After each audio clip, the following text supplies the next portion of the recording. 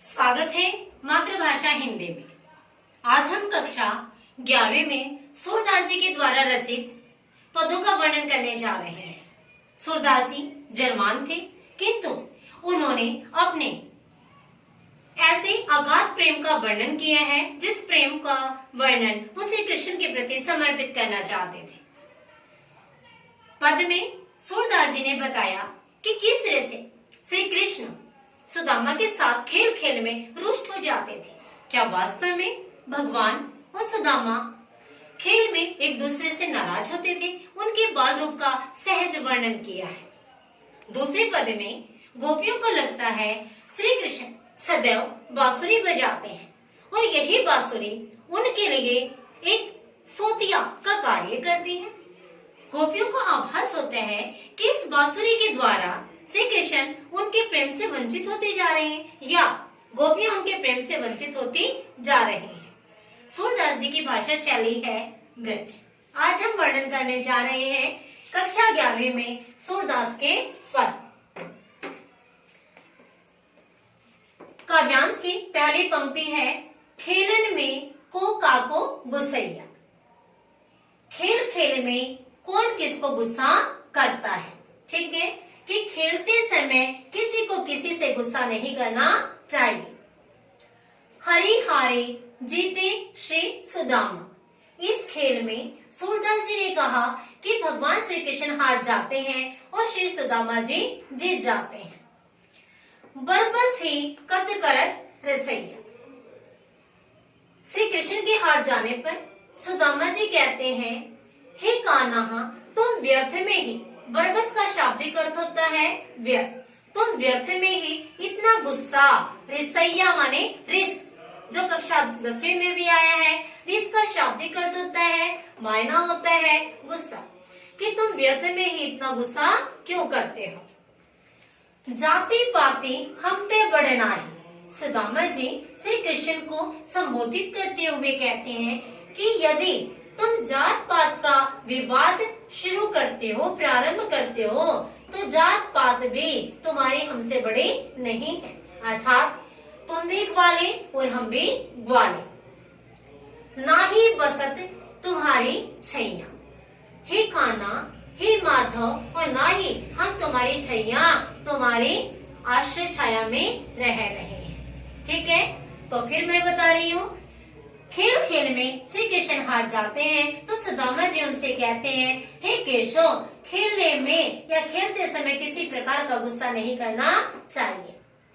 श्री कृष्ण हार जाते हैं और सुदामा जी जीत जाते हैं। सुदामा जी का कहना है, हे कन्हैया, तुम व्यर्थ में ही इतना गुस्सा खेल खेल में क्यों करते हो। जात पात का अगर विचार आता है तो हम और तुम्हारी जाति समान है, तुम भी ग्वाले और हम भी ग्वाले हैं।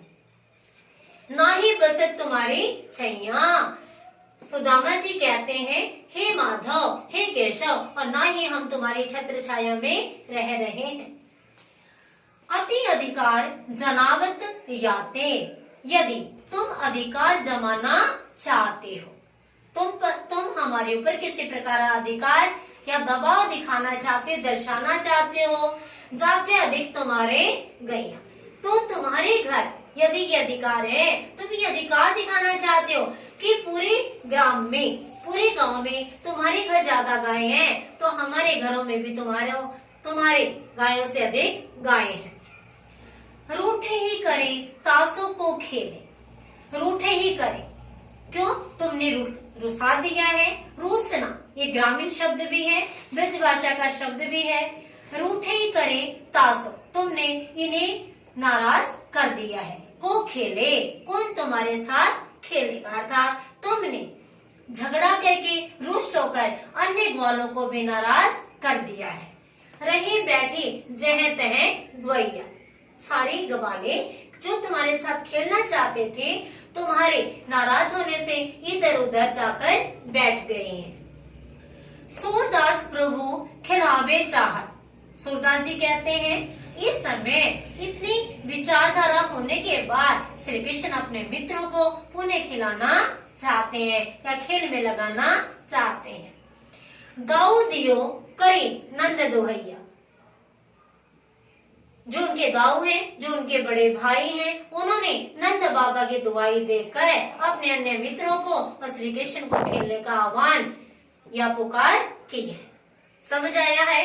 तो प्रथम काव्यांश में ये बताया है कि खेल खेल में जब सुदामा श्री कृष्ण से जीत जाते हैं तो कान्हा अपने हट के कारण उनसे नाराज हो जाते हैं।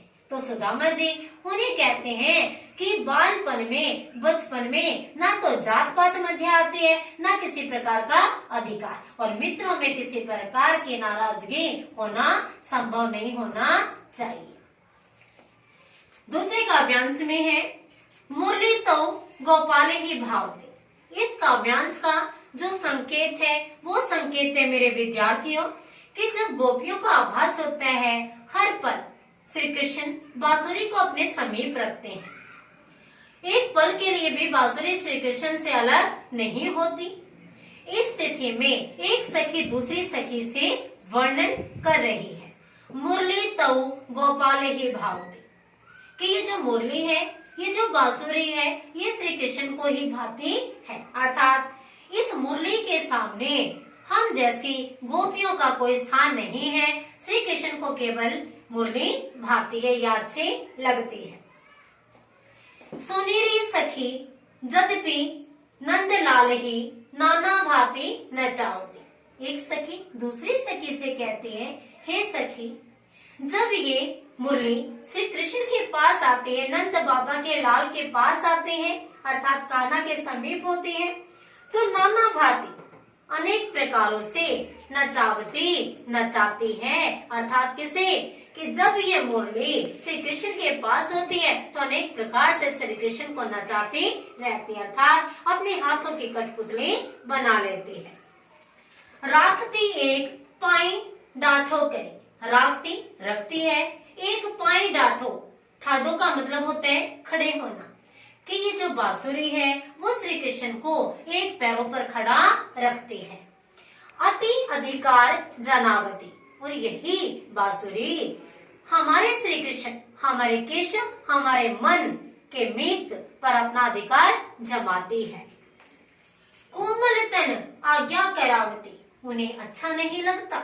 गोपियों को श्री कृष्ण के कोमल तन पर दया आती है और कह रही है कि कोमल तन आज्ञा करावती, कि हमारे केशव का जो तन है कोमल है, इस कोमल तन को यही बांसुरी आज्ञा देकर अनेक प्रकार के कार्य करवाती है। अर्थात श्री कृष्ण बांसुरी के वशीभूत होकर ही अपने प्रत्येक कार्य या अपने प्रत्येक पीड़ा का क्रम करते हैं। कटी का अर्थ होता है बेटा कमर, टेढ़ो यानी कि तिरछी हो जाना, त्रिभंगी मुद्रा में आ जाना, आवती, कि जब ये बांसुरी श्री कृष्ण के समीप आती है, उनके होठों को स्पर्श करती है, उस समय श्री कृष्ण की कमर त्रिभंगी मुद्रा में आ जाती है, वो तिरछी हो जाते हैं, अर्थात उनके शरीर में पीड़ा उत्पन्न होने लगती है। और ये पीड़ा कौन पहुंचाता है? कोमल बांसुरी। अति आधीन सुजान गनोड़े गिरधर नारे नवावती। अति आधीन, कि ये जो मुरली है ये बहुत ज्यादा अत्यधिक भाव में श्री कृष्ण को अपने वश में कर रही है। सुजान अर्थात जो चतुर है, कनोड़े, कि ये बांसुरी बहुत ही ज्यादा चतुर है, सभी से श्री कृष्ण को दूर रखती है। गिरिधर, गिरिधर का शाब्दिक अर्थ है श्री कृष्ण, अर्थात जिन्होंने गिरिधर पर्वत को धारण किया है। गिरि का शाब्दिक अर्थ होता है पर्वत। पर्वत को धारण करने वाले केशव को ये बांसुरी अपने हाथों पे, अपनी उंगली पर नचाती रहती है, अर्थात बांसुरी को वो किसकी संज्ञा देते हैं? नार, और नार का शाब्दिक अर्थ होता है पत्नी। एक ऐसी औरत जो किसी पुरुष को अपनी उंगली पर, अपने हाथों पर नचाती रहती है। तो गोपियां बांसुरी के प्रति, मुरली के प्रति अपनी जो सोतिया डाह की प्रवृत्ति है उसका वर्णन करती। सखियों को, गोपियों को मुरली अपनी सोतन प्रतीत होने लगती है, तो कहती हैं कि ये मुरली एक ऐसी महिला के समान है जो श्री कृष्ण को हर समय नचाती रहती है। आपुन पोड़ी अधर सजा पर, आपुन स्वयं तो, पोड़ी माने लेट जाते हैं, अधर का शाब्दिक अर्थ होता है होठ, सज्जा माने बिस्तर, कि श्री कृष्ण के होठ रूपी बिस्तर पर ये मुरली लेट जाती है।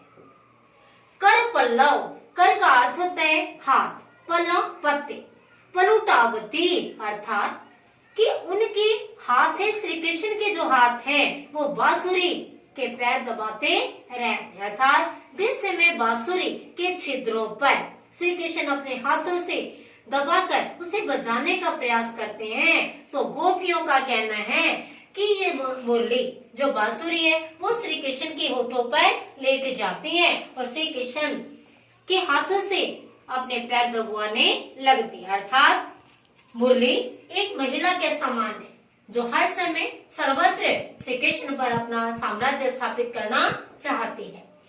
भ्रकुटी कुटीर, श्री कृष्ण जब मुरली बजाते हैं तो उनकी बोहें, भ्रकुटी का शाब्दिक अर्थ होता है मायना होता है बोहें, उनकी बोहें तन जाती हैं, कुटिल हो जाती हैं। नैन अर्थात नेत्र उनके लाल हो जाते हैं। नासा का अर्थ होता है नासिका, उनके नाक और पुट, उनके नाक फूल जाते हैं।